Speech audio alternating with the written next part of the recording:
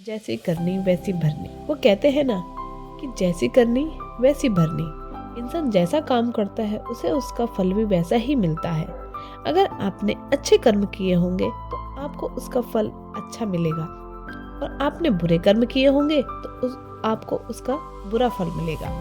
अगर किसी के साथ कुछ बुरा होता है तो लोग कहते हैं कि इसने पिछले जन्म में जरूर कुछ बुरा किया होगा, इसलिए ही उसके साथ ऐसा बुरा हुआ। और अगर किसी के साथ कुछ अच्छा होता है तो लोग कहते हैं कि इसने पिछले जन्म में जरूर कुछ अच्छा काम किया होगा, इसलिए इसके साथ आज ये अच्छा हुआ।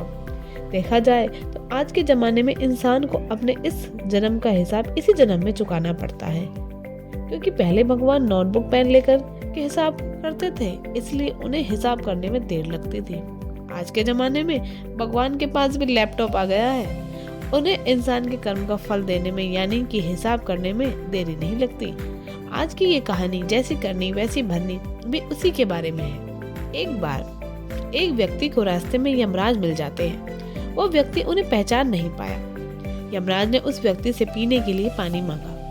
उस व्यक्ति ने बिना कुछ सोचे और बिना एक भी क्षण गवाए यमराज को पानी पिला दिया। पानी पीने के बाद यमराज ने उस व्यक्ति को बता दिया कि वो उसके प्राण लेने के लिए आए हैं, किंतु उस व्यक्ति ने यमराज की प्यास बुझाई है, इसलिए वे उन्हें अपनी किस्मत बदलने का एक मौका देते हैं। इतना बोलने के बाद यमराज ने उस व्यक्ति के हाथ में एक डायरी दे दी और उस व्यक्ति से कहा कि तुम्हारे पास 10 मिनट का समय है। इस डायरी में तुम जो भी लिखोगे वही सच में हो जाएगा, लेकिन ध्यान रखना कि तुम्हारे पास केवल 10 मिनट ही है।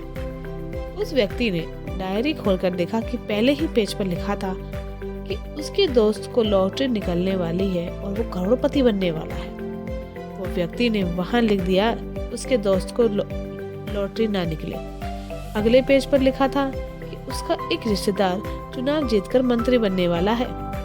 उसने वहां पर लिख दिया कि उसका रिश्तेदार चुनाव हार जाए, और इसी तरह वो पेज पलटता रहा। अंत में उसे अपना पेज दिखाई दिया। जैसे ही उसने कुछ लिखने के लिए अपना पेन उठाया कि यमराज ने उस व्यक्ति के हाथ में से डायरी वापस ले ली और कहा, ली वस्त, तुम्हारे 10 मिनट अब खत्म हो गए हैं, अब कुछ भी नहीं हो सकता। यमराज ने कहा कि तुमने अपना पूरा समय दूसरों का बुरा करने में व्यतीत कर दिया और अपने आप को ही खतरे में डाल दिया। अब तो तुम्हारा अंत निश्चित है। अब तुम्हें कोई नहीं बचा सकता, क्योंकि तुम अपने आप को ही नहीं बचा पाए। यह सुनकर वो व्यक्ति बहुत ज्यादा पछताता है, लेकिन अब पछताने से कुछ नहीं हो सकता, क्योंकि अब सुनहरा मौका उसके हाथ से निकल चुका था। अगर भगवान ने आपको कोई शक्ति दी है तो कभी किसी का बुरा ना सोचे और ना ही किसी का बुरा करे।